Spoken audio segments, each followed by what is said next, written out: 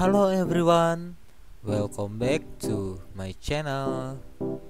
Jadi, di sini kami akan menjelaskan tentang proyek perencanaan kekuatan kerja. Apa sih itu proyek perencanaan kekuatan kerja? Ini dia. Yang pertama ada proyek perencanaan kekuatan kerja. Perencanaan tenaga kerja adalah proses sistematis untuk memastikan bahwa organisasi memiliki jumlah, jenis, dan keterampilan karyawan yang tepat untuk mencapai tujuannya. Yang kedua, ada tujuan perencanaan tenaga kerja. Yang pertama ada menentukan kebutuhan tenaga kerja di masa depan, mengembangkan rencana untuk memenuhi kebutuhan tersebut, meningkatkan produktivitas, mengurangi biaya, meningkatkan normal karyawan, meningkatkan retensi karyawan, memenuhi persyaratan hukum, dan mempersiapkan perubahan bisnis. Yang ketiga, ada proses perencanaan tenaga kerja.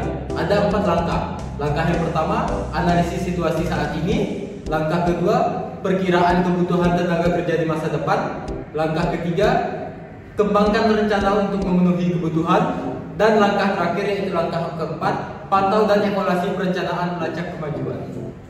Selanjutnya adalah analisis situasi saat ini. Yang pertama, tujuan organisasi, tenaga kerja saat ini, tren pasar tenaga kerja.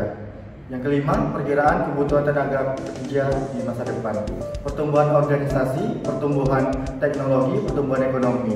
Yang keenam, rekrutmen dan orientasi karyawan, sumber rekrutmen, iklan baris, agen perekrutan, sekolah dan universitas, jaringan profesional, dan media sosial. Proses seleksi, yang pertama lamaran dan resume, kedua wawancara, yang ketiga penilaian keterampilan, yang keempat pemeriksaan latar belakang. Orientasi, memperkenalkan karyawan baru ke organisasi, yang kedua meninjau kebijakan dan prosedur perusahaan, yang ketiga memberikan pelatihan produk dan pelayanan, yang terakhir membantu karyawan baru menyesuaikan diri dengan budaya perusahaan. Selanjutnya ada pelatihan dan pengembangan karyawan saat ini.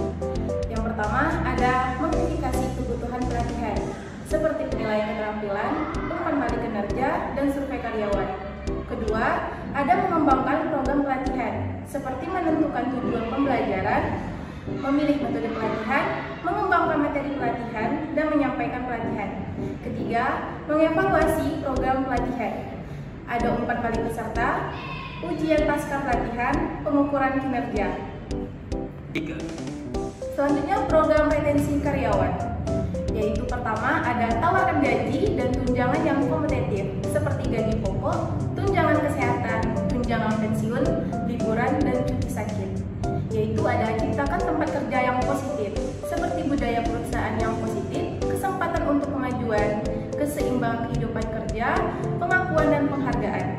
Yaitu ada kembangkan karyawan seperti pelatihan dan pengembangan, peluang mentoring, dan program kepemimpinan. Memantau dan mengevaluasi rencana, melacak kemajuan jumlah karyawan yang baru dipekerjakan dan jumlah karyawan yang dilatih. Kemudian meningkatkan retensi karyawan, melakukan penyesuaian sesuai kebutuhan. Jika tenaga kerja berubah, rencana juga harus disesuaikan. Dan jika program tidak efektif, mereka harus diubah.